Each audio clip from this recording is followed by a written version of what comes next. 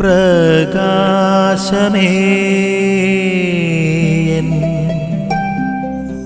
മിഴി തുറക്കുക വേഗം. മിശിഹായിലേറെ പ്രിയപ്പെട്ടവരെ, നമുക്കെല്ലാവർക്കും സുപരിചിതമായ ബെത്സയിദയിലെ രോഗശാന്തിയെക്കുറിച്ചാണ് നമ്മൾ ഇന്ന് ധ്യാന വിഷയമാക്കി മാറ്റുന്നത്. നീണ്ട വർഷങ്ങൾ, ഏതാണ്ട് 38 വർഷത്തോളം ഈ തളർവാദ രോഗിയായി കിടക്കുന്ന ഒരു മനുഷ്യൻ.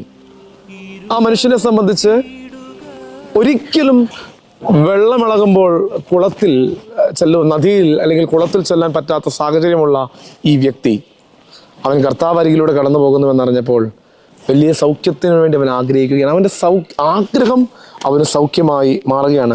എന്നെ ഈ കുളത്തിലിറക്കാൻ ആരുമില്ല എന്ന് സങ്കടപ്പെടുന്ന ഒരു രോഗി, എന്നെ ഈ കുളത്തിലിറക്കാൻ ആരുമില്ല എന്ന് സങ്കടപ്പെടുന്ന ഒരു രോഗി, അവന് ക്രിസ്തു സൗഖ്യമായി മാറുകയാണ്. നമ്മുടെ രോഗശയ്യകളിൽ, നമ്മുടെ പ്രതിസന്ധികളിൽ, നാളുകളായി നമ്മളെ അലട്ടുന്ന ചില വേദനകളിലൊക്കെ എനിക്ക് സൗഖ്യം നൽകുവാൻ, എനിക്കൊരാശ്വാസ വാക്ക് നൽകുവാൻ ആരുമില്ല എന്ന് ചിന്തിക്കുന്നിടത്ത് കർത്താവിൻ്റെ സ്നേഹം നമ്മുടെ സഹായത്തിനെത്തട്ടെ. അതിന് ആശ്വാസദായകനായ ഈശോ നമ്മെ സഹായിക്കട്ടെ. ആമേൻ. നിൻ വഴിയേ നടക്ക